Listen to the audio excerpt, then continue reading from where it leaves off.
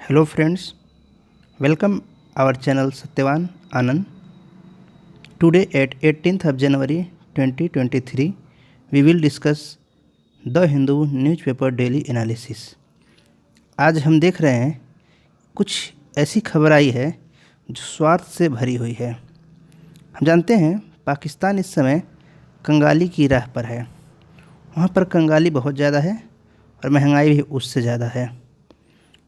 अब पाकिस्तान चाहता है कि भारत से फ्री में उसको पैसे मिले, राशन मिले और अन्य सामान मिले। इसलिए उसने क्या किया है, एक नया मैकेनिज्म अपनाया है जो कि इससे पहले भी होता रहा है। उसने भारत से बातचीत करने की बात किया है, लेकिन उसने साथ ही साथ ये भी कह दिया कि हम कश्मीर में क्या हो रहा है उस पर भी हमको देखना चाहिए।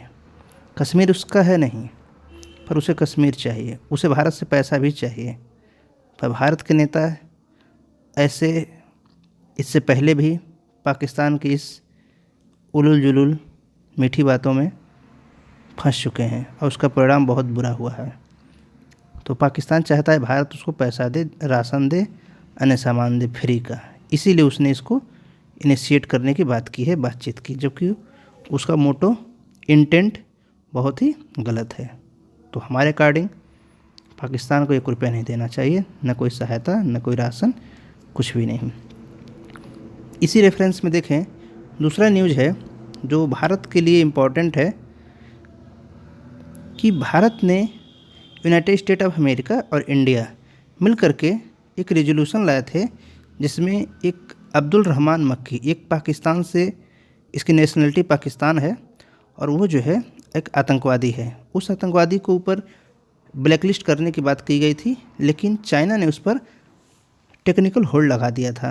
उस समय भारत, चूँकि इस समय भी भारत क्या है, एक नॉन परमानेंट मेंबर है यूनाइटेड नेशन सिक्योरिटी काउंसिल का, जबकि अमेरिका परमानेंट मेंबर है और चाइना भी परमानेंट मेंबर है। तो उसका जो उसके लीगल मैटर है उसके अकॉर्डिंग अगर कोई भी परमानेंट मेंबर वीटो कर दे तो एक्चुअल में रेजोल्यूशन पास नहीं होता है। तो जो ISIL और अलकायदा सैंक्शन कमेटी है यूनाइटेड नेशन सिक्योरिटी काउंसिल में, उसने क्या किया, अब्दुल रहमान मक्की को एक फंड रेजर और की प्लानर, पाकिस्तान बेस्ड टेररिस्ट है जो फंड रेजर और की प्लानर के तौर पर उसे रिकॉग्नाइज किया गया है और लश्कर तैयबा किससे वो जुड़ा हुआ है, लश्कर तैयबा और जमात उद दवा दोनों संगठन से जुड़ा हुआ है। अब उसको ब्लैकलिस्ट किया गया है। अगर ब्लैकलिस्ट के हटाने की बात की जाए तो चाइना पहले टेक्निकल होल्ड लगा दिया था जिसके वजह से हुआ नहीं था। तो अगर हम देखें 2022 में ही जून में रेजोल्यूशन आया था जब यूनाइटेड स्टेट ऑफ अमेरिका और भारत ने किया था, लेकिन वो अनसक्सेसफुल रहा था और मक्की ग्लोबल टेररिस्ट घोषित नहीं हुआ था। लेकिन इस समय बीजिंग यानी चाइना ने वहाँ से टेक्निकल होल्ड को हटा लिया है और उसे ब्लैक लिस्ट के रूप में रिकॉग्नाइज किया गया है। लेकिन चाइना का यहाँ पर एक स्टेटमेंट ये भी आया है। चाइना का कहना है कि पाकिस्तान जो है आतंकवाद से जूझ रहा है और इसलिए हम उसे ब्लैक लिस्ट में रिकॉग्नाइज करने के लिए टेक्निकल होल्ड को हटाते हैं, रिमूव करते हैं। यानी उसका, चाइना का कहना है कि भारत में आतंकवाद नहीं है, आतंकवाद पाकिस्तान में है, आतंकवाद से पाकिस्तान परेशान है। ऐसा कह करके उसने उस टेक्निकल होल्ड को विड्रा कर लिया है। अगर हम देखें, ये जो मक्की है ये फंड रेजिंग करता है, उसमें रिक्रूट करता है, युवाओं को रेडिकलाइज करता है, वायलेंस करता है और उसकी फैलाने की प्रक्रिया करता है, प्लानिंग करता है। तो इसने भारत में ही किया है ज़्यादातर अटैक। पाकिस्तान में पता नहीं, पाकिस्तान के कौन आतंकवादी है और कौन सरकार है पता नहीं। तो जम्मू कश्मीर में और भारत के अन्य हिस्सों में भी इसने ऐसा किया है। अगर हम बात करें तो जो जमात उद दवा है, जिसके JUD भी कहा जाता है, वो एक्चुअल में लश्कर तैयबा जो LET है, लश्कर तैयबा उसी की पेरेंट बॉडी है। यानी जमात उद दवा से ही लश्कर तैयबा का जनरेशन हुआ है। अगर बात करें, भारत इस समय UNSC का 2 साल के लिए मेंबर है, नॉन परमानेंट मेंबर, जो जिसमें 10 मेंबर होते हैं, 10 मेंबर पर नॉन परमानेंट और 5 परमानेंट। 15 मेंबरों में से भारत इस समय 2 साल के लिए नॉन परमानेंट मेंबर है। अगर हम देखें, जो सैंक्शन कमेटी है उसने क्या किया है, new Delhi put fourth 5 name for designation under the sanction committee. तो भारत सरकार ने 5 नाम रखे थे, जिसमें अब्दुल रहमान मक्की लश्कर तैयबा से जुड़ा है, अब्दुल रऊफ असगर जैसे मोहम्मद से है, साजिद मीर, शाहिद महमूद और तलहा सईद, ये सभी लश्कर तैयबा से जुड़े हुए हैं। तो ये सब क्या हुआ, अब ब्लैक लिस्टेड हो गया है ये मक्की। अगर मक्की के बारे में देखें तो ये बहावलपुर पंजाब प्रांत प्रोविंस जो है पाकिस्तान का, वहाँ पर पैदा हुआ है। इसकी नेशनलिटी पाकिस्तान है और वो डिप्टी चीफ ऑफ लश्कर तैयबा रहा है, अभी भी है, और जमात उद दवा का हेड है और पॉलिटिकल अफेयर जो है उसकी विंग उसके जमात उद दवा और लश्कर तैयबा है। ही also served head of the Lashkar Taiba foreign relation. अब देखिए यहाँ पर बड़ी अच्छी मतलब नकारात्मक सेंस में एक बहुत ही ख़राब चीज़ है कि आतंकवादी के भी फॉरेन रिलेशन है, तो फॉरेन रिलेशन को भी देखता था, फॉरेन रिलेशन के डिपार्टमेंट को देखता था, उसका मेंबर था जिसको सुहरा कहा जाता है, सूरा कहा जाता है, सूरा मतलब governing body. He is the brother in law of JUD Lashkar Taiba chief हाफिज़ मोहम्मद सईद। तो जो हाफिज़ मोहम्मद सईद है उसका आरोप बहनोई है, और वही देखा जाए तो जीजा बहनोई क्या कर रहे हैं, आतंकवाद की खेती कर रहे हैं। और हाफिज़ सईद को भी भारत ने ब्लैक लिस्ट करने की बात कही है, लेकिन उस पर भी चाइना ने टेक्निकल होल्ड लगा दिया है। कभी कभी जब अपने देश के लोग समस्या में हों, महंगाई से जूझ रहे हों, और उसी समय कोई पड़ोसी समस्याओं से जूझ रहा हो, तो करते क्या हैं नेता, अपने देश को ध्यान देने के बजाय विदेशों में ज़्यादा ध्यान लगाते हैं। भारत ने भी कुछ ऐसा ही किया है।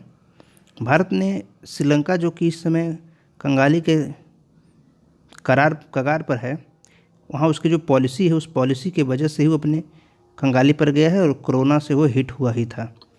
तो भारत ने क्या किया, श्रीलंका जो IMF से 2.9 billion US dollar, 2.9 billion US dollar का लोन चाहता है, पैकेज चाहता है IMF से, इंटरनेशनल मॉनेटरी फंड से, तो वो उसको दे नहीं रहा था। लेकिन भारत ने क्या किया, गारंटर बन गया। गारंटर का मतलब अगर वो श्रीलंका पैसा चुकाने में, पेमेंट करने में, रिटर्न करने में असमर्थ हो जाता है, तो भारत उस पैसे को चुकाएगा। 2.9 बिलियन बहुत ही बड़ी अमाउंट है। तो हम देखते हैं भारत जो है एक एश्योरेंस भेज दिया है इंटरनेशनल मॉनेटरी फंड को कि अगर श्रीलंका को पैसा दिया जाए और अगर नहीं होता है तो जो क्रेडिटर है IMF उसे हम चुकाएंगे। यानी श्रीलंका में क्राइसिस चल रही है, लेकिन उसके लिए जिम्मेदारी भारत सरकार अपने ऊपर ले रखी है कि रिस्ट्रक्चरिंग प्रोग्राम, जो उसका डेट रिस्ट्रक्चरिंग है, उसको किया जाए। एक्चुअल में देखा जाए कोई भी गवर्नमेंट IMF से या वर्ल्ड बैंक से लोन लेने के लिए बहुत ज़्यादा उत्साहित होते हैं। इसका कारण क्या है, वर्ल्ड बैंक से जो लोन मिलता है, चाहे इंटरनेशनल मॉनेटरी फंड से पैकेज मिलता है, लोन मिलता है, उसका इंटरेस्ट बहुत कम, तो उसमें ब्याज जो होती है वो बहुत ही कम होती है, करीब 1%, 2% या कभी कभी तो 1% से भी कम होती है। इसलिए सारे देश चाहते हैं वहाँ पर हम लें, चूँकि वो बहुत बड़ा अमाउंट होता है। जैसे श्रीलंका ने 2.9 बिलियन US डॉलर के लिए अप्लाई किया है, इससे पहले भी लोन ले रखा है, तो उसका अगर इंटरेस्ट रेट देखें तो वो भी बहुत ज़्यादा अमाउंट आएगा, भले ही ब्याज दर कम है। इसलिए वो चूँकि IMF को लग रहा है वो पेमेंट करने में सक्षम नहीं है। IMF का जो है एनालिसिस है, कैलकुलेशन है, एनालिसिस है, पर भारत ने सपोर्ट कर दिया है। ये सपोर्ट आया क्यों है, एक्चुअल में देखा जाए तो 19 और 20 जनवरी को हमारे जो external affair minister S Jaishankar हैं वो कोलंबो जाएंगे, उसी के सिलसिले में ऐसा किया गया है, जो हाई डेलीगेशन है। तो रिटेन फाइनेंसिंग एश्योरेंस इंडिया की तरफ से दिया गया है। अगर हम देखें जो श्रीलंका है उससे क्लोजनेस बढ़ाने के लिए भारत सरकार ने ऐसा स्टेप लिया है कि उससे हम और भी क्लोजनेस बढ़ाएं। इसके पीछे कारण क्या है, एक्चुअल में श्रीलंका अपना क्लोजनेस जो है चाइना के साथ हमेशा बढ़ाता रहता है। उसके हम्बनटोटा पोर्ट पर चाइना का कब्जा है, 99 साल के लिए लीज पर ले रखा है, क्योंकि श्रीलंका ने लोन लिया था चाइना से और चुका नहीं पाया, इसलिए चाइना ने उसका पोर्ट ले लिया।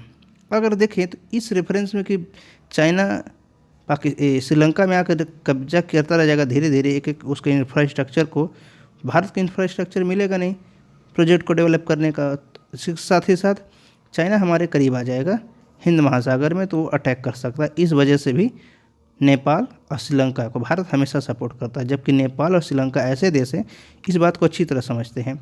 इसलिए क्या करता है, नेपाल और श्रीलंका जब पैसे की कमी होती है तो भारत की तरफ देखते हैं, भारत से पैसा मिल जाता है तो फिर वो चाइना की तरफ चले जाते हैं, फिर पैसा कम पड़ता है तो भारत की तरफ आते हैं और दोनों देशों से सब पैसा लेते रहते हैं। अगर देखा जाए चाइना, जापान और भारत, ये 3 देश ऐसे हैं जिनका बायलैटरल लेंडर है, मतलब श्रीलंका को चाइना सबसे ज़्यादा लोन दिया है, फिर जापान और भारत, ये 3 देश हैं जो श्रीलंका को बहुत ही ज़्यादा लोन हमेशा देते रहे हैं। Source familiar with Sri Lanka ongoing negotiation with creditors said the Paris Club of the which Japan is member is likely to send its functioning assurance soon। अब पेरिस क्लब का कहना है कि हो सकता है जापान भी जल्दी IMF को एश्योरेंस भेज देगा कि अगर चाइना ने तो कुछ नहीं कहा, अगर श्रीलंका पेमेंट करने में सक्षम नहीं रहता है तो हम पेमेंट को करेंगे। नेक्स्ट न्यूज है पेज नंबर 4 पर, cross highway with children to experience difficulty, Orissa high court tells national highway authority of India. अगर देखा जाए तो एक सिविल सर्वेंट का, ब्यूरोक्रेसी का या गवर्नमेंट का ही कंपैशन एक जो है एटीट्यूड होना चाहिए, उनके अंदर गुण होना चाहिए, ट्रेट होना चाहिए। तो national highway authority of India जो है भुवनेश्वर से पुरी के बीच में एक हाईवे बना रहा है, और उस हाईवे में उसने एक गांव पड़ता है चंदनपुर। उस चंदनपुर गांव के पास जो हाईवे गुजर रहा है वहाँ पर कोई अंडरपास नहीं है। अंडरपास न होने की वजह से बच्चे क्या है, अब उसको पार नहीं कर पाएंगे, क्रॉस नहीं कर पाएंगे, जिसके वजह से बच्चे स्कूल नहीं जा पा रहे हैं। सबसे बड़ी समस्या ये आ गई। और बहुत सारे लोग जिनको जाना होगा तो कहीं दूर पर जहाँ कट बनाया गया होगा वहाँ से जा करके लोग घूम करके आएंगे। तो ये मामला चला गया हाई कोर्ट में। तो हाई कोर्ट ने कहा है कि ऐसा नहीं कर सकते हैं, क्योंकि ये जो है लाइबिलिटी है इनका, जो है national highway authority of India की, को अंडरपास दें। तो इसलिए हाई कोर्ट ने उसे आर्डर दिया है। अगर देखा जाए तो the order assume significance national highway authority of India has decided not to provide pedestrian underpass on highway.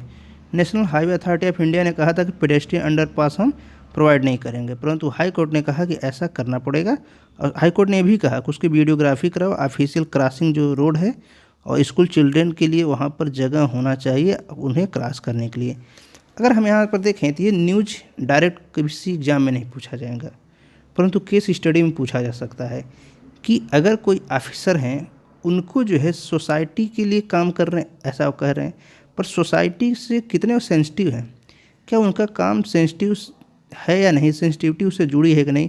अगर वहाँ पर कोई स्टूडेंट है, चिल्ड्रेन है, अब वहाँ पर पढ़ने ही, एक तो वो पिछड़ा इलाका है उड़ीसा, और अगर वहाँ पर बच्चों को पढ़ने जाने के लिए रास्ता ही नहीं होगा और वो हाईवे क्रॉस करके नहीं जा सकते हैं, अंडरपास नहीं होगा, तो फिर वो बच्चे शायद पढ़े ही ना, या पढ़ने जाएंगे तो उनको बहुत दूर यात्रा करके जाना पड़ेगा दूसरे जगह, जहाँ पर वहाँ पर पास बाईपास दिए, अंडरकट या ओवर ब्रिज दिया गया होगा। तो ये एक समस्या है, इसको सोचने वाली बात है, और उड़ीसा हाई कोर्ट ने ऑर्डर दिया है कि ऐसा बनाया जाए। पेज नंबर 5 पर एक न्यूज है, 2 spectators gorge to death in separate मंजुविरेथु event in Tamil Nadu. अभी हमने कल ही देखा था डेली न्यूज एनालिसिस में कि तमिलनाडु में 2 लड़के 24 साल और 25 साल के थे, वे इस जल्लीकट्टू वाले इवेंट में मारे गए। फिर आज एक और न्यूज है कि 2 और भी लड़के मारे गए। तो जल्लीकट्टू को लोग अपना संस्कृति कह रहे हैं, पर ऐसी क्या संस्कृति है जिसमें एक बैल के साथ, सांड के साथ दौड़ना पड़ रहा है, पता नहीं क्या क्या करते हैं, और उसमें वो मारे जा रहे हैं। तो ये ठीक नहीं है। कल्चर के नाम पर ऐसा करना पशु क्रूरता भी है, और वो व्यक्ति खुद भी मारा जा रहा है, एक संकट का कारण है, बहुत बड़ा संकट है। नेक्स्ट न्यूज देखते हैं Himachal women create livelihood with pine needles. Himachal Pradesh हम जानते हैं माउंटेनियस रीजन है, पहाड़ी क्षेत्र है, और वहाँ पर पाइन चीड़ के पेड़ होते हैं। तो वहाँ पर क्या किया गया है, जो है पिछले 3 सालों में वीमेंस ने क्या किया है, एक अपनी सेल्फ हेल्प ग्रुप बनाया है, और उससे क्या किया 12 ज़िलों में वो हैंडीक्राफ्ट की चीज़ें बनाते हैं, और हैंडीक्राफ्ट का उनका जो है अपने लाइवलीहुड में कंट्रीब्यूशन है। अगर हम देखें वहाँ पर जो स्टेट फ्रेगाइल फॉरेस्ट इकोसिस्टम है, उसी से वहाँ पर उन्हें रिसोर्स मिल रहा है। अगर देखा जाए तो जो चीड़ का पेड़ होता है वो हाई फ्लेमेबल लीव्स होते हैं, उस मतलब अगर आग लग जाए तो बहुत तेज़ी से आग पकड़ सकता है। तो उसे क्या करते हैं वो लोग बीन करके लाते हैं, पत्तों को तोड़कर लाते हैं, और उससे क्या क्या कर रहे हैं, बास्केट बना रहे हैं, pen stand, serving tray, mirror edging, jewellery box etcetera, इस तरह की चीज़ें, नहीं ये बास्केट वगैरह, यानी हैंडमेड चीज़ें बना रहे हैं, हैंडीक्राफ्ट की चीज़ें घरेलू स्तर पर, कुटीर उद्योग के स्तर पर बना रहे हैं। The project called improvement of Himachal Pradesh forest ecosystem management and livelihood, इस नाम से एक वहाँ पर प्रोजेक्ट चल रहा है और उसी के तहत ये सारा काम किया जा रहा है, जिसमें बायोडाइवर्सिटी का कंजर्वेशन भी है और वहाँ पर लोगों को लाइवलीहुड भी मिल रही है। काफ़ी अच्छी लाइवलीहुड है, यानी जो उसमें संलग्न है उन कार्यों करने में, जो थोड़ा सा ट्रेनिंग ले चुके हैं, जिनको मतलब एक तरीके से देखा जाए ट्रेंड लोग हैं, ये लोग अच्छी इनकम जनरेट कर रहे हैं। अच्छी इनकम मतलब ग्रामीण स्तर पर, शहरी स्तर पर अच्छा इनकम नहीं है। अगर देखा जाए, it was started by the Himachal Pradesh forest department in collaboration with Japan International Cooperation Agency JICA which work to strengthen capability in emerging countries. तो जापान की एक international agency, Japan International Cooperation Agency, और वो हिमाचल प्रदेश गवर्नमेंट ने के forest department ने इसको शुरू किया है और वुमेंस का जो है सेल्फ हेल्प ग्रुप बनाया गया है और उनको जो है पहले वर्किंग कैपिटल दिया जाता है, फिर उसकी स्किल ट्रेनिंग दी जाती है और मार्केट लिंकेज प्रोवाइड कराया जाता है, जिससे कि अपने प्रोडक्ट को बेच सकें, यानी जो सेल्फ हेल्प ग्रुप मेंबर हैं। अगर देखा जाए, बिफोर उन्होंने जैसा कहा है, जो वहाँ पर सेल्फ हेल्प ग्रुप ने, उसमें एक पर्सन ने क्या कहा, before we often work alone, now we come together as a community and there is strength in number. तो वहाँ के एक पर्सन का कहना है कि पहले हम लोग अकेले काम करते थे, लेकिन बाद में धीरे धीरे क्या कम्युनिटी बन गया। अब वहाँ पर एक टुगेदर सभी लोग होते हैं, गेट टुगेदर, वहाँ पर सब लोग काम करते हैं। इससे क्या होता है, काम में आसानी भी होती है और उन लोगों का मन भी लगा रहता है। ये काफ़ी ज़्यादा उत्साहित करने वाली चीज़ है। आगे देखें मार्केटिंग के बारे में, तो pine needle are collected from the forest floor then boiled in water. अच्छा, इसका मैकेनिज्म देखा जाए तो करते क्या हैं, वे लोग जाते हैं फॉरेस्ट में, वहाँ पर उससे गिरा होता है ज़मीन पर टूट करके पत्ते, उसे कलेक्ट करते हैं और उसको ला करके बॉयल करते हैं। बॉयल करते वक्त क्या करते हैं, उस पानी में ग्लिसरीन डाल देते हैं, जिससे क्या होता है, वो जो पत्ते बॉयल होते हैं तो उसके ऊपर ही पर टूट जाती है, छूट जाती है, वहाँ और ग्लिसरीन की वजह से उसमें चमक आए, उस पर वो स्टिक हो जाता है ग्लिसरीन में और वो चमक आए। फिर उसको लोग सुखा लेते हैं और उसको सेक देते हैं। उसके बाद क्या करते हैं, वहाँ पर उसे एक धागे लेते हैं, थ्रेड, और उससे वो अपना पूरा जो भी सामान बनाना है बनाते हैं। उनका कहना है कि जो उनका इनपुट है, एक रॉ मटेरियल है पाइन के पत्ते और एक दूसरा धागा है, और नहीं तो अपनी मेहनत, यानी उनको कोई विशेष इनपुट कास्ट नहीं लगाना है। लेकिन एक बात है कि ये प्रोडक्ट जो है हम देख रहे हैं यहाँ पर सारा काम हाथों से हो रहा है, इसलिए हैंडमेड होने की वजह से इसमें टाइम बहुत ज़्यादा लगता है। लेकिन उनका कहना है कि जो पेन स्टैंड है, अगर उसकी मार्केटिंग की बात की जाए तो पेन स्टैंड लगभग 400 रुपये में बिक जाता है और अन्य प्रोडक्ट जो हैं बास्केट वगैरह जो 500 से 800 तक में बिकते हैं। अगर इनकम की बात की जाए तो इनकम उनका 10,000 से 50,000 पर मंथ के बीच होता है, यानी जो नए नए हैं उनका 10,000 और कुछ जो बहुत ट्रेंड हो चुके हैं, स्किल्ड हो चुके हैं, उनकी मार्केटिंग स्किल विकसित हो चुकी है, तो वो लोग 50,000 तक भी कमा लेते हैं। लास्ट ईयर की बात अगर की जाए तो sale of article of rural artisan society, जो सारस नाम से संस्था है, उसका कहना है कि इन लोगों ने काफ़ी ज़्यादा अपना बिजनेस किया है।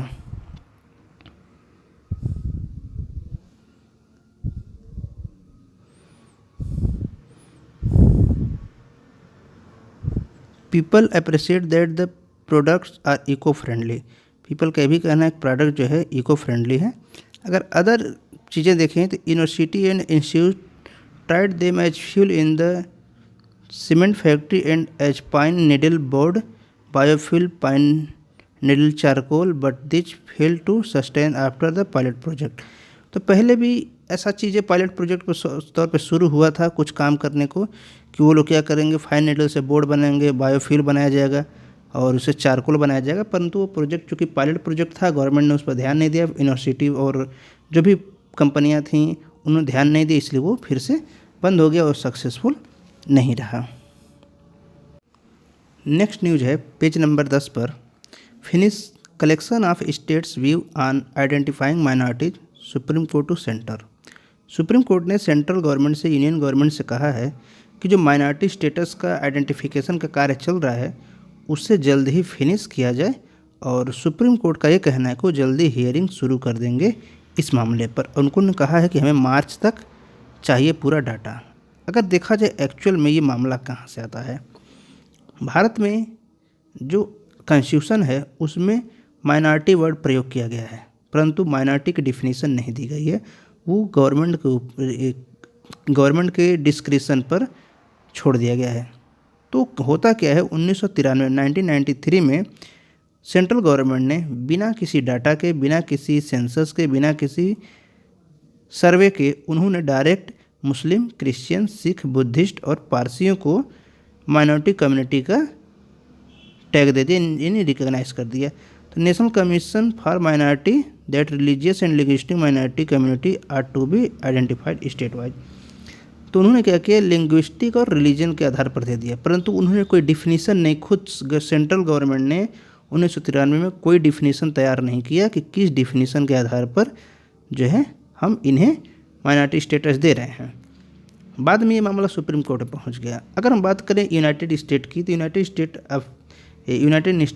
यूनाइटेड नेशन ने क्या कहा है, यूनाइटेड नेशन का कहना है कि किसी भी जगह अगर कोई कम्युनिटी लिंग्विस्टिक हो, रिलीजियस हो या कोई अन्य पैरामीटर जो सेट किया जाए, 5% या उससे कम आबादी जिसकी है, पॉपुलेशन है, उससे हम माइनॉरिटी कंसिडर करेंगे। परंतु भारत में मुस्लिम 14 से 16% है, क्रिश्चियन की संख्या सिखों से ज़्यादा है, फिर सिख हैं करीब क्रिश्चियन 4 करोड़ या उससे ज़्यादा हैं, सिख 2.5-3 करोड़ हैं, और बौद्धिस्ट जो है करीब 1 करोड़ के आसपास है या उससे कम है, और जैन करीब 45 से 50 लाख हैं।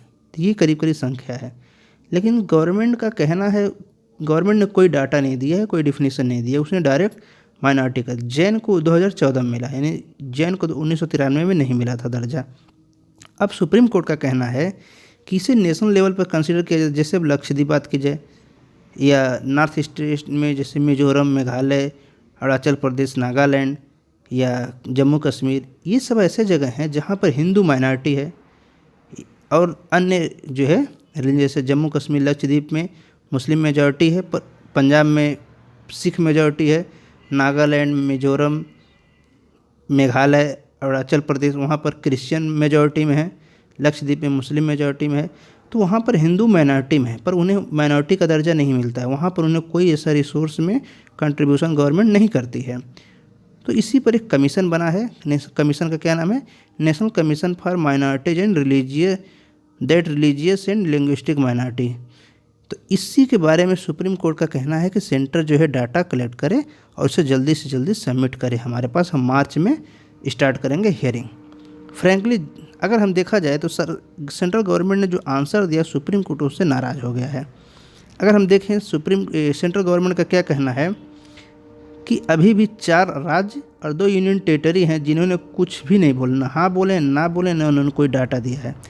करंटली 24 राज्य हैं और यूनियन टेरिटरी हैं जिन्होंने मिक्स रिस्पांस दिया, यानी कुछ का कहना है कि माइनॉरिटी वे खुद उसको सर्च करेंगे, सर्वे करेंगे, कुछ का कहना है कि सेंट्रल गवर्नमेंट करेगी, कुछ ने कुछ भी नहीं कहा। जैसे बात की जाए आसाम, उत्तराखंड और वेस्ट बंगाल, तमिलनाडु, इनका क्या कहना है कि माइनॉरिटी को जो है कि स्टेट लेवल पर should be identified at the state level, यानी आसाम, उत्तराखंड बीजेपी रूल्ड है जो कि सेंट्रल गवर्नमेंट में, बंगाल और तमिलनाडु का कहना है कि हम स्टेट लेवल पर इनको आइडेंटिफाई किया जाना चाहिए और हम करेंगे। अन्य कुछ लोगों ने क्या किया, सेंट्रल के ऊपर छोड़ दिया है कि सेंटर खुद करेगा।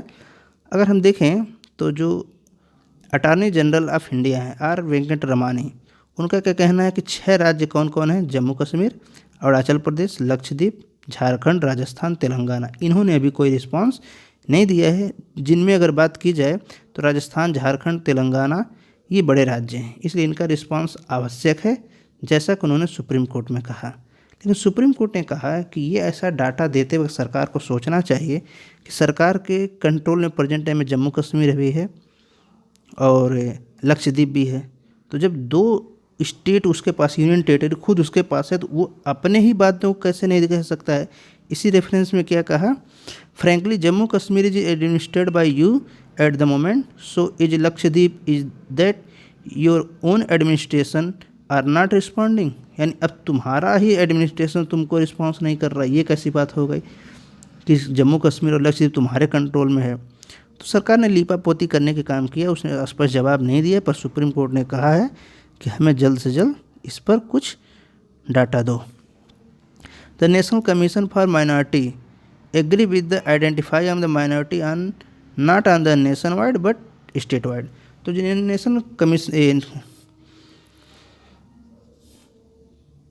नेशनल कमीशन फॉर माइनॉरिटी है, पहले वो लोग क्या कहते थे कि हम पूरे देश के आधार पर माइनॉरिटी का डिस्टिंक्शन करेंगे, परंतु अब वो मान गए हैं कि हम स्टेट वाइज करेंगे, किस स्टेट में किस का लिंग्विस्टिक माइनॉरिटी या रिलीजियस माइनॉरिटी की पॉपुलेशन क्या है या जो भी क्राइटेरिया है उसके आधार पर किया जाए।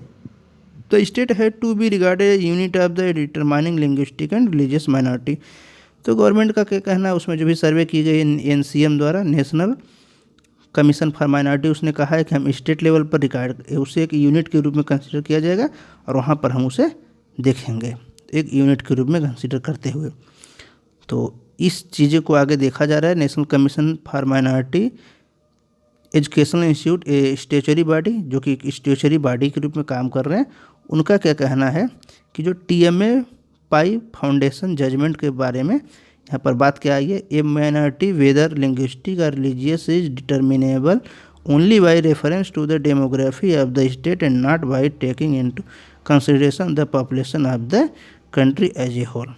तो TMA पाई फाउंडेशन जजमेंट में एक मामला सामने आया था कि सेंटर को नोटिफाई किया गया था कि जो माइनॉरिटी का स्टेटस है वो एक्चुअल में डेमोग्राफी बेस पर होना चाहिए और उसमें किसी तरीके का पॉपुलेशन का कोई विशेष महत्व नहीं है। वहाँ की जो डेमोग्राफी है, क्या वो किसी पर्टिकुलर कम्युनिटी के लिए, चाहे रिलीजियस हो चाहे लिंग्विस्टिक हो, क्या वहाँ पर उनको डेमोग्राफी के वजह से वो पिछड़े हुए हैं? अगर ऐसा है तो उन्हें रिकॉग्नाइज किया जाए, रिसोर्स में उनसे कंट्रीब्यूट किया जाए, अदरवाइज नहीं। तो इसी पर चर्चा चल रही है। अब जब इस पर कोई वर्डिक्ट आएगा सुप्रीम कोर्ट का, तब हम इसको देखेंगे।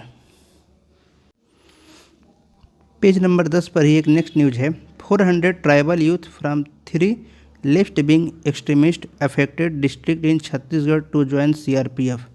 CRPF में 400 ट्राइबल यूथ जो हैं ज्वाइन किए हैं, जो कि 3 लेफ्ट विंग एक्सट्रीमिस्ट डिस्ट्रिक्ट से अफेक्टेड हैं। देखा जाए तो जो छत्तीसगढ़ के ज़िले हैं सुकमा, बीजापुर, दंतेवाड़ा, ये डिस्ट्रिक्ट ऐसे हैं जो लेफ्ट विंग एक्सट्रीमिस्ट से बहुत ज़्यादा तबाह रहे हैं, वहाँ पर बहुत ज़्यादा उनके उपद्रव होते रहे हैं। तो वहाँ से एक्चुअल में देखा जाए तो वो बैक हो रहे थे, उनको जो है मुख्य धारा में लौटना था, तो गवर्नमेंट उसे ट्राई कर रही थी। तो बाद में नेगोशिएशन से पता चला कि एक्चुअल में उनके पास रोज़गार नहीं है, सबसे बड़ी समस्या ये है। तो गृह मंत्रालय ने, क्योंकि सुरक्षा का मामला गृह मंत्रालय में होता है, यूनियन होम मिनिस्ट्री ने एक्चुअल में रिक्वेस्ट किया था यूनियन कैबिनेट से कि वहाँ पर जो बेरोजगारी की समस्या चल रही है, कुछ यूथ को मेन स्ट्रीम में लाने के लिए उन्हें कुछ सरकारी नौकरियाँ दी जाए। और चूँकि वो बहुत ज़्यादा स्किल्ड नहीं हैं पर वो बहादुर हैं, इसलिए उनको सेना में तो भर्ती नहीं किया गया है, पर उनको अर्धसैनिक बल CRPF में, सेंट्रल रिजर्व पुलिस फोर्स में भर्ती किया गया है 400 ऐसे ट्राइबल को। तो ये कैबिनेट ने अप्रूवल दिया, यूनियन कैबिनेट ने यूनियन होम मिनिस्ट्री के रिक्वेस्ट पर। अगर देखा जाए तो उनको एक्चुअल में वो बहुत ज़्यादा पढ़े लिखे नहीं है यूथ, तो वहाँ पर एक्चुअल में CRPF में नियुक्ति के लिए क्राइटेरिया जो एलिजिबिलिटी है वो 10th पास होना चाहिए, हाई स्कूल पास होने चाहिए, परंतु एलिजिबिलिटी को घटाया गया है और उन्हें 8 पास बच्चों को 20 में भर्ती करने की बात कही गई है। ऐसा पहली बार नहीं हो रहा, इससे पहले भी 2016 में CRPF में बटालियन जो है बस्तरिया बटालियन बनाया गया, जिसमें 744 शेड्यूल्ड ट्राइब कैंडिडेट को भर्ती किया गया था। अगर देखा जाए नॉर्म में जो रिलैक्सेशन दिया गया है उनके क्वालिफिकेशन को लेकर के कि 10th स्टैंडर्ड अगर नहीं पास हैं और 8 तक ही पढ़े हैं तो उनको दिया जाएगा, परंतु उनके साथ ही ये भी कहा गया है कि उनको स्कूलिंग करनी पड़ेगी, यानी उनको स्कूलिंग ट्रेनिंग के साथ साथ स्कूलिंग भी होगी और वे क्लास 10 तक के एग्ज़ाम उनको देना है। और वो जब 10th क्लास जब तक उनकी ट्रेनिंग कंप्लीट हो तब तक उन्हें क्लास 10th को भी पास कर लेना है। तो ये इसमें क्या हुआ है, जो भर्ती हुई है इसमें पूरी पारदर्शिता, जैसा सरकार का कहना है कि सारे प्रोसीजर को फॉलो किया गया। तो प्रोसीजर में क्या किया, पहले फिजिकल हुआ है और रिटेन एग्जामिनेशन दोनों हुए हैं। उनके सैलरी की बात की जाए तो 21,700 रुपये उनको सैलरी मिलेगी। इसके अलावा उनको डियरनेस अलाउंस मिलेगा और राशन अलाउंस मिलेगा और फ्री मेडिकल और एकोमोडेशन की फैसिलिटी दी जाएगी। ये चीज़ें कही गई हैं। तो अगर देखा जाए किसी भी जगह पर एक्सट्रीमिस्ट ग्रुप है। तो ये सबसे बड़ी समस्या है वहाँ की, छत्तीसगढ़ की, कि एक्चुअल वहाँ पर कोई रोज़गार नहीं है, वहाँ पर कोई डेवलपमेंट नहीं, उनके पास न घर है, न रोड है, न बिजली पानी, कुछ नहीं है। पर वो पर्यावरण से जुड़े हुए हैं, वो जंगल ज़मीन की बात करते हैं, पर उनको जंगल ज़मीन को संरक्षण करने के लिए वो संरक्षण तो करते हैं, पर गवर्नमेंट उन्हें बहुत ज़्यादा सपोर्ट नहीं करती है। इस वजह से कुछ ऐसे लोग हैं जो भड़काना चाहते हैं, वो उन्हें बरगला करके, माइंड को डाइवर्ट करके उन्हें भर्ती कर देते हैं, जिसकी वजह से वो लोग मिसयूज कर लिए जाते हैं। इसी की वजह से वहाँ पर इस तरीके के काम किए गए हैं, ये सराहनीय है। नेक्स्ट न्यूज है, supreme court bench questions utility of advance medical directive. एक मामला आया था यूथेनेसिया का, उस पर सुप्रीम कोर्ट का वर्डिक्ट भी 2018 में आया था। यूथेनेसिया क्या होती है? इच्छा मृत्यु। अगर कोई व्यक्ति ऐसी स्थिति में पहुंच जाए, किसी शारीरिक अक्षमता पैदा हो जाए, चाहे कोई बीमारी हो जाए या कोमा में चला जाए, और वो उसका केवल मेडिकल डिवाइस के आधार पर या दवाइयों के आधार पर उसको शरीर तो जिंदा है पर उसका मस्तिष्क काम नहीं कर रहा है वो, या अगर मस्तिष्क काम भी कर रहा है, इस इतनी असहनीय पीड़ा हो रही है कि उसका ज़िंदा रहने का कोई मतलब नहीं है। और अगर वो सच में कोई इलाज नहीं चाहता है, वो मरना चाहता है, तो क्या सच में उसे उस तरह से असहनीय कष्ट में रखा जाना चाहिए? उसे मार देना चाहिए? मारने का मतलब उसको, अगर वो चाहता है कि उसका इलाज न कराया जाए, अब पूरा शरीर धीरे धीरे कमज़ोर हो जाएगा और मृत्यु को प्राप्त कर लेगा। तो जस्टिस के.एम. जोसेफ का कहना क्या है? Does a coma always precede a full stop? Does a comatose condition lead to death? A person has right to say I don't want treatment. उनका कहना है कि कोमा क्या एक हमेशा फुल स्टॉप लगा देता है ज़िंदगी पर, या किसी कीमत व्यक्ति सुधार नहीं हो सकता है, या कोई व्यक्ति ऐसा है जो कहता है कोई ट्रीटमेंट नहीं चाहता, वो ट्रीटमेंट ना हो, फिर वो धीरे धीरे मृत्यु को प्राप्त हो जाए, इसमें क्या बुराई है? तो यूथेनेसिया में कहा गया था कि यहाँ पर कोई भी व्यक्ति अगर इस स्थिति में पहुँच जाए, वहाँ पर डॉक्टर की टीम जांच करेगी और जजेज के रिकमेंडेशन के बाद कि उसको जो है मार देना चाहिए। तो पैसिव एक्टिव यूथेनेसिया और पैसिव, एक्टिव का मतलब उसे डायरेक्ट मार दिया जाएगा, तो ये संभव नहीं, यानी उसको हम इंजेक्शन दे दें जहर का और मर जाए, ऐसा नहीं संभव है। पैसिव में क्या होता है, हम उसके लाइफ सपोर्ट हटा देंगे, जैसे उसको भोजन तो देंगे पर उसकी जो दवाइयाँ कर रहे हैं उसको धीरे धीरे हटा लेंगे, और दवाइयाँ उसका धीरे धीरे नहीं करेंगे और व्यक्ति मृत्यु को प्राप्त हो जाएगा।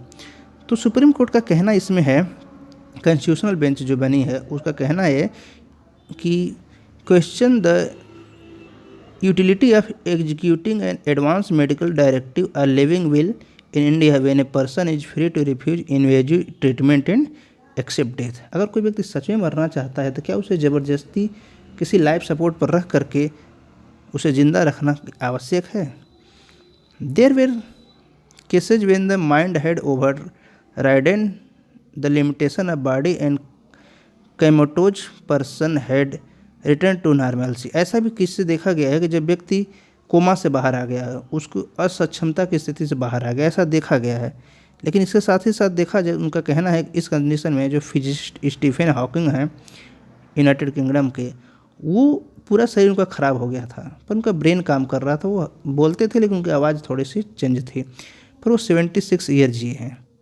तो इसलिए हम इस चीज़ों को थोड़ा व्यापक स्तर पर सोचना चाहिए कि कोई व्यक्ति कोमा से वापस भी आ सकता है या नहीं भी आ सकता है। लेकिन अगर कोई व्यक्ति खुद असहनीय पीड़ा में सह रहा है तो अगर मरना चाहता है तो उसे मरने देना चाहिए, क्योंकि अगर वो ट्रीटमेंट नहीं चाहता है तो उसे न किया जाए, उसे मरने देना जाए, क्योंकि इसी में भलाई है। द फाइनेंशियल बैकग्राउंड की बात की जाए तो बहुत सारे ऐसे गरीब हैं जहाँ पर वो उनकी फाइनेंशियल स्थिति ऐसी है ही नहीं इलाज करा सके, तो ये तो वैसे ही मर जाते हैं।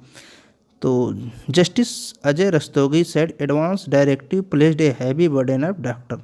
इसके साथ ही साथ देखा जाए डॉक्टर के पास भी बड़ी समस्या होती कि ऐसे मरीजों का इलाज करना है जो कभी ठीक नहीं हो सकते, समाज में कोई प्रोडक्टिविटी नहीं हो सकती है, उनका कोई योगदान समाज में नहीं हो सकता, देश में नहीं हो सकता है, सिर्फ हॉस्पिटल में बैठे रहते हैं, मतलब उनको हमेशा वहाँ पर बिजी रहते हैं और डॉक्टर को उसमें बहुत ज़्यादा टाइम देना पड़ता है। साथ ही साथ ऐसे कौन लोग हैं?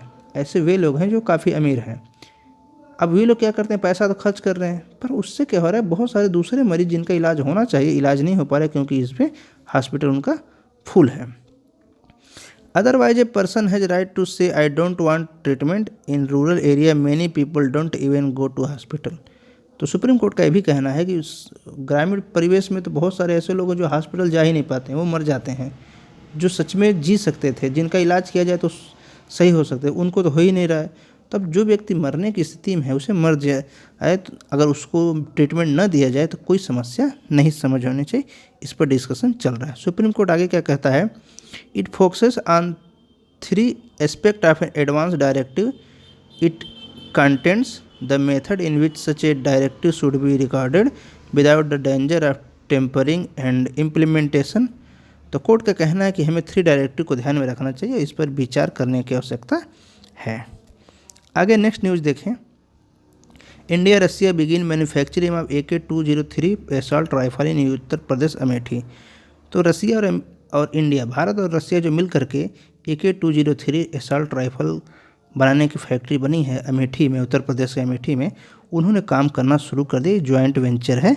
अगर हम देखा जाए तो वहाँ पर उन्होंने ये काम शुरू कर दिया। और पहले जो हमारे अगर बात करें army general chief Manoj Pande का कहना है कि फर्स्ट बैच में 5000 राइफल जो है आर्मी को दिया जाएगा। मतलब AK-203 जो राइफल बन के तैयार होगा, ये कौन तैयार कर रहा है, तो कलशनिको असॉल्ट राइफल, एक कोरवा उत्तर प्रदेश में है। और ये कंपनी जो है उसका नाम क्या है,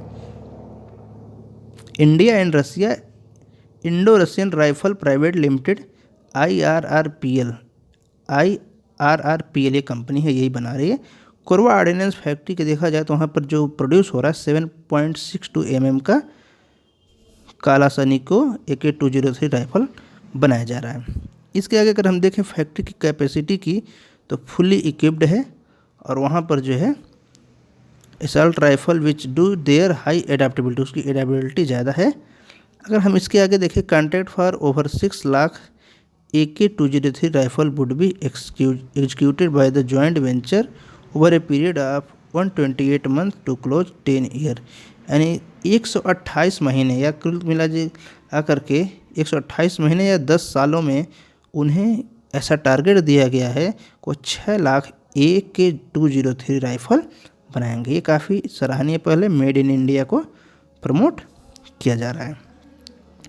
इसके आगे न्यूज है, India's plan buffer in proposed Arunachal project to offset China threat. अगर देखा जाए, चाइना जो है ब्रह्मपुत्र नदी पर बहुत सारे बांध बना रहा है। इसी क्रम में उसका एक बांध है जो उसके डैम बन रहे हैं, उस पर कुल डैम वो 60,000 मेगावाट हाइड्रो इलेक्ट्रिक पावर बनाने के लिए मेडोग ताइबत में जगह है, डैम है, वहाँ पर वो बना रहे हैं। 60,000 मेगावाट, इन बहुत ही ज़्यादा अमाउंट में सस्टेनेबल क्लीन एनर्जी प्रोड्यूस होगा। अब उसका वो काम चल रहा है। अगर हम देखें अरुणाचल प्रदेश में भी काम चल रहा है जो 11,000 मेगावाट का प्रोजेक्ट का होगा। अगर हम देखें तो चाइना चाहता है एक्चुअल में वो सारा पानी रोक ले और उसके जो नार्दर्न पार्ट हैं वहाँ पर उसके बहुत सारे पानी की कमी है। जो इंडस्ट्री उसके हैं वो ईस्टर्न साइड में है, नार्दर्न ईस्टर्न साइड में है। वो चाहता है कि पानी को डाइवर्ट करना, क्योंकि जब डैम बना लेगा तो फिर उधर नहर कैनाल बना करके पानी को दूसरे नदियों के माध्यम से उधर उठा ले जाएगा। इसके अलावा उसका दूसरा स्ट्रेटजी है कि हम डैम में पानी कलेक्ट कर लेंगे और जब कभी भारत पर हमें नुकसान पहुंचाना होगा तो डैम का सारा पानी कलेक्ट कर लेगा। और जब भारत में बारिश हो रही होगी उसी टाइम सारे डैम खोल देगा। करीब 29 डैम, 29 डैम तो उसके बन चुके हैं ब्रह्मपुत्र और अभी भी बन रहे हैं, और सारा डैम खोल देगा तो भारत का जो अरुणाचल प्रदेश है और असम है, मेघालय है, ये सब बाढ़ में डूब जाएंगे, बह जाएंगे। ये उसका स्ट्रेटजी है। अगर आगे हम देखें कि जो प्रोजेक्ट है इसने central electricity authority for appraisal in December 22 उसने एक प्रोजेक्ट को अप्रूवल के लिए भेज दिया है और नेशनल हाइड्रो पावर कॉरपोरेशन उसको पास भेजा गया है। अगर हम बात करें 60,000 मेगावाट डैम जो है वो एक्चुअल में जो चाइना बना रहा है, सबसे बड़ी समस्या है कि जो नेचुरल फ्लो होता है नदी का, ब्रह्मपुत्र नदी का, वो बिल्कुल डाउन हो जाएगा, बहुत पानी कम हो जाएगी, स्थिति काफ़ी ज़्यादा बिगड़ सकती है और उस पर बाढ़, आर्टिफिशियल बाढ़ का खतरा बना रहेगा। जब वो चाहेगा आर्टिफिशियल बाढ़ क्रिएट कर देगा। The design of the proposed project incorporates a buffer storage of 9 billion cubic metre about 9 billion tonne of the water. तो जो भारत में प्रोजेक्ट बन रहा है उसमें करीब 9 बिलियन टन या 9 बिलियन क्यूबिक मीटर वाटर को कलेक्ट करने की स्टोरेज की क्षमता बनाई जाएगी। The Brahmaputra is 2880 kilometre trans border river. इसकी टोटल लंबाई 2880 किलोमीटर है। और अगर देखा जाए तो ये मानसरोवर लेक से स्टार्ट होता है और ये 1700 किलोमीटर 1700 किलोमीटर जो है तिब्बत में फ्लो होता है और 920 किलोमीटर 920 किलोमीटर अरुणाचल प्रदेश और असम में फ्लो होता है और 260 किलोमीटर 260 किलोमीटर ये बांग्लादेश में फ्लो होता है। इस तरीके से देखा जाए तो टोटल जो है 30% फ्रेश वाटर और रिसोर्स इससे जनरेट होते हैं। 40% इंडिया का हाइड्रो इलेक्ट्रिक पोटेंशियल इसमें है। यानी अगर हम देखा जाए तो भारत को पीने योग्य स्वच्छ पानी 30% यहाँ से प्राप्त किया जा सकता है और 40% यहाँ का पोटेंशियल है कि हम हाइड्रो इलेक्ट्रिसिटी जनरेट कर लें। पर चाइना का जो बहुत ख़राब इंटेंशन है उसके वजह से हमारे लिए समस्याएं आ सकती हैं। डाइवर्टिंग इस flow could mean agriculture impact downstream in Assam and Arunachal Pradesh. जब पानी को डाइवर्ट कर देगा तो पानी की कमी होगी तो अरुणाचल प्रदेश और ब्रह्मपुत्र नदी जहाँ से फ्लो हो रही है और असम में खेती पर बहुत ही ज़्यादा खराब इफेक्ट पड़ने की संभावना है, क्योंकि पानी की कमी से वहाँ पर बहुत ज़्यादा समस्याएं होंगी और अगर उसने पानी छोड़ दिया तो वहाँ पर फ्लड भी आ जाएगा। इस तरीके से हम देखा जाए तो ये बहुत ही समस्या हो रहा है, लेकिन ये एक स्ट्रेटजी एस्पेक्ट है, इसको हम छोड़ नहीं सकते हैं, इस पर हमेशा हमें काम करना ही होगा। इसके बाद एक और न्यूज है, Nepal temple to gift stone to carve Ram idol in Ayodhya. तो अयोध्या में जो भगवान श्री रामचंद्र का मंदिर बन रहा है वहाँ पर नेपाल ने 2 शिला मतलब स्टोन भेजा है जिसका वेट करीब 350 टन है और काली गंडक नदी से वो निकाला गया, मतलब उसके पास से निकाला गया, उसे अयोध्या में भेजा जाएगा जिसकी वजन 350 टन है, यानी बहुत ही बड़ा शिला है। तो नेपाल सरकार का कहना है को ऐसा भेजेगा और यानी भारत के रिश्तों के लिए तो भारत नेपाल पैसा तो दे नहीं सकता है, वो स्टोन भेजना चाहता है, लेकिन इसको एक अच्छे इंटेंट की तरह देखना चाहिए कि भारत में जो हिंदू हैं वे स्वयं राम मंदिर का विरोध करते हैं, जबकि नेपाल विदेशी होकर के भी राम मंदिर में कुछ सहयोग कर रहा है। भले वो उसका चाइना के साथ अटैचमेंट हो, भले वो भारत से पैसा वसूलने के लिए चाइना से दोस्ती बढ़ा लेता है, फिर भारत पैसा देता है, फिर इधर आता है, फिर उधर जाता है, लेकिन फिर भी वो सहयोग कर रहा है। उसका इंटेंशन ये है कि हमें मंदिर बनाने में हम पैसा नहीं दे सकते हैं, रिसोर्स नहीं कंट्रीब्यूट कर पा रहे हैं, तो हम कुछ न करें तो कुछ शिलालेख दे दें, कुछ स्टोन दे दें जिससे कि वहाँ पर निर्माण कार्य में लगाया जा सके। एक अच्छा मूव है, कोलेटरल रिलेशन बायलैटरल रिलेशन बढ़ाने के लिए, कोऑपरेशन के लिए सही है। आगे देखते हैं वर्ल्ड न्यूज़ में। तो वर्ल्ड न्यूज़ में हनोई वियतनाम का जो वियतनाम के प्रेसिडेंट हैं उन्होंने रिजाइन कर दिया करप्शन चार्ज की वजह से। फिजी में मिलिट्री ने वार्न किया है न्यू प्राइम मिनिस्टर के रिफॉर्म के लिए। अंकारा में कुछ हो रहा है, ब्रिटेन में कुछ हो रहा है। ब्रिटेन में ग्रेटा थनबर्ग वो जो है हमेशा एनवायरनमेंट को लेकर के हो हंगामा करती रहती है, जर्मन पुलिस ने उसे अरेस्ट कर लिया। अरेस्ट का मतलब वहाँ पर उसको रैली करने नहीं दिया जाए। अगर देखा जाए ग्रेटा थनबर्ग को जो नाटो यूरोप वगैरह हैं जो युद्ध करवा रहे हैं वहाँ पर उसको प्रदूषण नहीं दिखता है, उसको प्रदूषण केवल भारत में दिखता है और एशिया में दिखता है, अफ्रीका में दिखता है, लेकिन वो लोग जो ग्रीन हाउस जनरेट कर रहे हैं यूरोप वाले वहाँ पर उसको प्रदूषण नहीं दिखता है। तो जर्मन पुलिस ने क्या किया, उसको वहाँ से जहाँ रैली कर रहे थे वहाँ से हटा दिया है। इसके अलावा देखें तो अफ़गानिस्तान से रिलेटेड न्यूज़ है। चाइना में जो क्रूड बर्थ रेट है वो घट रहा है। क्रूड बर्थ रेट की बात की जाए तो अगर ब्रिक्स देशों में देखा जाए तो चाइना की जो है स्थिति इस समय है ब्रिक्स देशों में, Bharat, China, Brazil, South Africa, Russia में। तो क्रूड बर्थ रेट देखा जाए तो 1957 के समय में और अब में बहुत ज़्यादा अंतर आ चुका है। चाइना का क्रूड बर्थ रेट बहुत सबसे कम है, चारों देशों में सबसे कम है। सेकंड नंबर पर देखा जाए तो रसिया है, उसके बाद से आता है भारत, फिर साउथ अफ्रीका, ब्राज़ील है, ब्राज़ील के बाद आता है, यहाँ थोड़ा मैप में गड़बड़ी है, साउथ अफ्रीका और इंडिया को उन्होंने एक ही लाइन से ड्रा कर दिया है। सीधे मतलब है कि जो चाइना की पॉलिसी थी उस पॉलिसी की वजह से वहाँ जनसंख्या बहुत तेज़ी से घट रही है। अब सरकार वहाँ पर जो स्ट्रिक्ट लॉ है थे जनसंख्या को लेकर के उसे रिलैक्स करना शुरू कर दिए, क्योंकि उनका लगता है कि मैन पावर कम हो रहे हैं। इसके अलावा पाकिस्तान से न्यूज़ है जो हमारे काम का नहीं है। बिजनेस सेक्शन में देखा जाए तो चाइना की जीडीपी जो है 3% बढ़ी है, कोविड लॉकडाउन वगैरह होने की वजह से उसका कहना है कि उसका कंजम्पशन को डाउन हो गया। कंजम्पशन डाउन होने से उसके जीडीपी पर असर पड़ा है और जीडीपी सिर्फ 3% ग्रो किया है एक साल यानी 2022 में। इसके अलावा देखें real money gaming firm seek graded KYC accept draft rule, तो ड्राफ्ट रूल वगैरह कुछ आया नहीं है, आएगा तब देखा जाएगा। SBI mulls new facility to protect investor fund, तो ये बिजनेस न्यूज है जो हमारे एग्जाम के लिए कोई विशेष महत्व नहीं है। तो ये था आज का न्यूज़पेपर। हम स्पोर्ट्स सेक्शन है, स्पोर्ट्स सेक्शन में एक चीज़ देखना चाहिए, tennis player denies using fake Covid travel certificate. एक टेनिस प्लेयर ने ईमानदारी दिखाया है कि उसको सर्टिफिकेट नहीं मिला है, या तो उसको कोरोना है या कोरोना ना होने की वजह से कोई प्रॉब्लम होगी जिसकी वजह से सर्टिफिकेट नहीं मिल रहा है, तो लेकिन उसने कहा है कि हम फेक ट्रैवल सर्टिफिकेट लेकर के यात्रा नहीं करेंगे, एक अच्छी बात है। इसके आगे हम देखें तो आज का जो एडिटोरियल सेक्शन है उसे हम इस वीडियो में बल्कि दूसरे वीडियो में डिस्कस करेंगे।